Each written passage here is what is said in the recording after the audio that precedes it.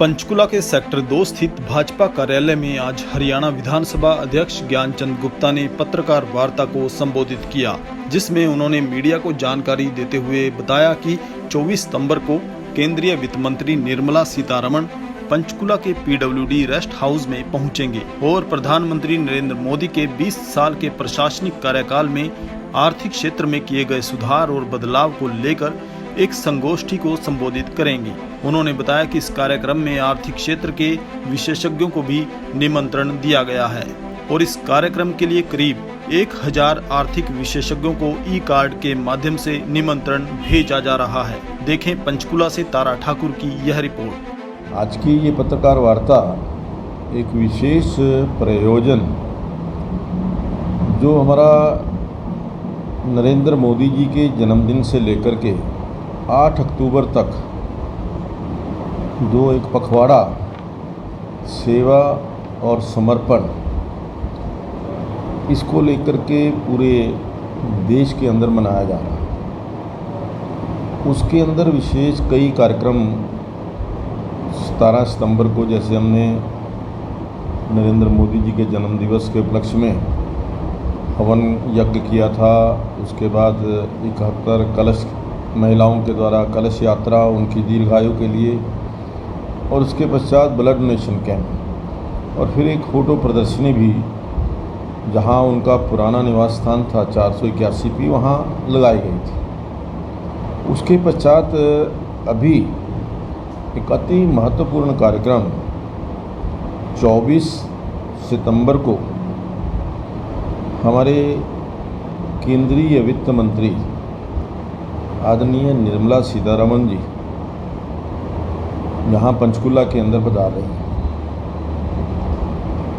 और उस दिन वो एक विचार गोष्ठी जिसका शीर्षक रहेगा आर्थिक सुधार एवं मोदी जी, इसको लेकर के एक विचार गोष्ठी जो अपना पीडब्ल्यूडी रेस्ट हाउस है, यहाँ पर शाम को 2 बजे, दोपहर बाद 2 बजे आयोजित की जा रही है, जिसमें जिला पंचकुला के सभी प्रबुद्ध नागरिक, आर्थिक विशेषज्ञ और आर्थिक मामलों से संबंधित, चाहे वो इंडस्ट्री है, ट्रेड है या अन्य जो संस्थाएं हैं, इनको लेकर के किए जा रहे हैं। उन कार्यक्रमों में ये कार्यक्रम दोनों सम्मिलित हैं, तो उसके लिए आप सब लोग आमंत्रित हैं, और सभी हमारे जो आर्थिक विषयों से संबंधित लोग हैं उस दिन उस कार्यक्रम में सभी आमंत्रित। ये एक विशेष जानकारी मैंने आपको देनी थी, और आपका बहुत बहुत धन्यवाद। कोई आपने कोई जानकारी साहब, ये जो 24 तारीख का कार्यक्रम है, इसमें जैसे आपने बताया कि आर्थिक विषय भी लोग आएंगे, तो इनके लिए कोई मतलब निमंत्रण कार्ड जाएगा या कोई भी आ सकता है? ई कार्ड जो है वो सबको भेज रहे हैं। जो हमारे पास सूचियां हैं उन सबको ई कार्ड भेज रहे हैं, और उसके अंदर हम सूचियों के मुताबिक ही कम से कम जो हमने 1000 लोगों को आमंत्रण भेजेंगे, और वो अच्छी संख्या में, क्योंकि हमने पहले भी ऐसे कार्यक्रम, बहुत अच्छे कार्यक्रम जो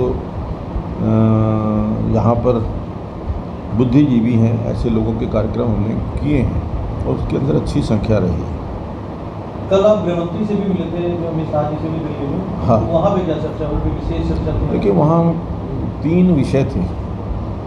जो 3 विषय थे, एक तो हरियाणा विधानसभा का नया भवन, उसको लेकर के चर्चा हुई है। उनसे मैंने कहा है कि ये आज की परिस्थिति को देखते, और कम से कम 3 साल के बाद, 4 साल के बाद जब परिसीमन दोबारा होने जा रहा है, उस समय जो भाजपा, ये जो विधायक हैं, उनकी संख्या 90 से बढ़कर के कम से कम 115 होगी, और जो हमारी आज की परिस्थिति है वहाँ पर 90 से ज़्यादा एक भी विधायक बिठाना बड़ा मुश्किल है। तो आगे 3 साल के बाद या 4 साल के बाद जो परिस्थिति आने वाली है उसके ऊपर हम अभी से गौर करें और उसको मद्देनज़र रखते हुए हरियाणा का विधानसभा नया भवन जो है वो चंडीगढ़ में उसके लिए जगह उपलब्ध कराएं।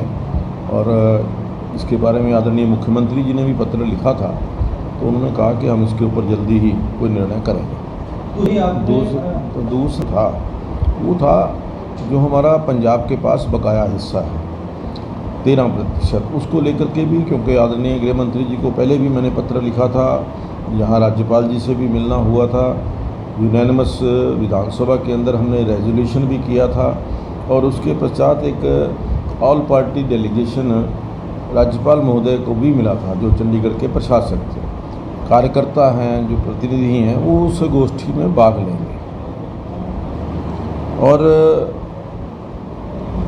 ये समय गोष्ठी जो है, नरेंद्र मोदी जी ने जो 20 वर्ष के अंदर अपने शासकीय 20 वर्ष रहे हैं, 13 साल वो मुख्यमंत्री रहे और 7 साल से प्रधानमंत्री हैं।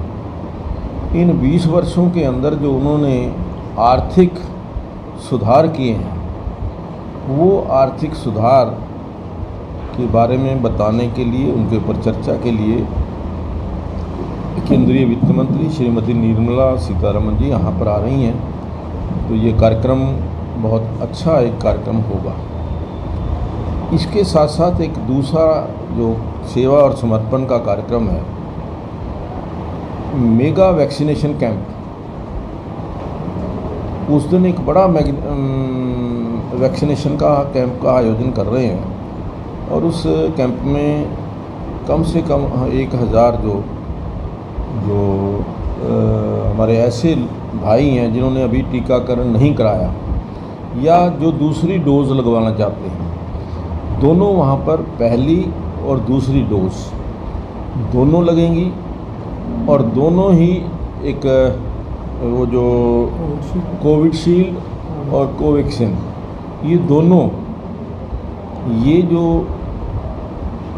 दोनों इंजेक्शंस जो हैं ये उस दिन वहाँ लगाए हैं। और इसका समय भी जो है सुबह 9 बजे से शाम को 5 बजे तक रहेगा। ये रहेगा सेक्टर 17 का जो हमारा कम्युनिटी सेंटर है। तो ये 2 कार्यक्रम विशेष तौर पर जो हमारा कार्यक्रम सेवा और समर्पण और जो नरेंद्र मोदी जी की उपलब्धियां हैं, इनको लेकर के किए जा रहे हैं। उन कार्यक्रमों में ये कार्यक्रम दोनों सम्मिलित हैं। तो उसके लिए आप सब लोग आमंत्रित हैं और सभी हमारे जो आर्थिक विषयों से संबंधित लोग हैं, उस दिन उस कार्यक्रम में सभी आमंत्रित हैं। ये एक विशेष जानकारी मैंने आपको देनी थी और आपका बहुत बहुत धन्यवाद।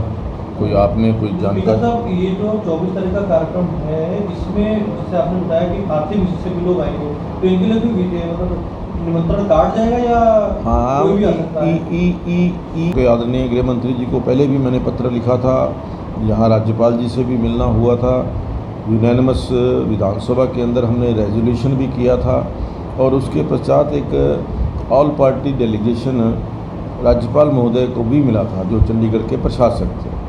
तो वो सारी जो हमने पेपर्स से वो लगा करके उनसे निवेदन किया, क्योंकि ये विषय जो है, चंडीगढ़ का जो विषय है, ये गृह मंत्रालय के अंदर आता है। चंडीगढ़ यूनियन टेरिटरी है और ये गृह मंत्रालय का विषय है, इसलिए ये जो हमने गृह मंत्री जी से मांग की है। तीसरा विषय था कि पंजाब यूनिवर्सिटी में हमारा जो हिस्सा है हरियाणा का, वो मिलना चाहिए। पहले हमारा पंजाब यूनिवर्सिटी में सहभागिता थी, हम उसमें थे, लेकिन किन्हीं कारणों से कुछ वर्ष पहले निकल गए। लेकिन अब पुनः दोबारा इस बात की आवश्यकता है कि यहाँ के जो हमारे पंचकुला के विद्यार्थी हैं, जो उनको वो जो सुविधा चंडीगढ़ के विद्यार्थियों को मिलती है, जैसे किसी टेक्निकल कोर्स के अंदर एडमिशन है, जो पंचकुला के विद्यार्थी हैं उनका कट ऑफ जाता है 92%, जो चंडीगढ़ वाले हैं क्योंकि उनका 85% कोटा है, वो 72-75 तक चला जाता है। तो उस चीज़ को मद्देनज़र रखते हुए पंजाब यूनिवर्सिटी में यदि हमारा हिस्सा होगा तो हम भी उस 85% वाले कोटे में आ जाएंगे, जिससे हमारे जो स्टूडेंट हैं, जो हमारे विद्यार्थी हैं, उनको इसका फ़ायदा मिलेगा। ऐसा है कि जितना हिस्सा पंजाब का है उतना ही पहले हरियाणा का था। ये चंडीगढ़ की जो पंजाब यूनिवर्सिटी है, ये सेंट्रल गवर्नमेंट के द्वारा ही गवर्न होती है। 92% जो इसका पैसा है, जो इसके खर्चा है, वो केंद्र सरकार देती है और 4% पंजाब देता है, 4% हरियाणा देता है। तो 8% जो है वो सारा दूसरी प्रदेश देते हैं। ताज़ा खबरों से जुड़े रहने के लिए सब्सक्राइब करें राष्ट्रीय खबर टीवी और बेल आइकन दबाना ना भूलें।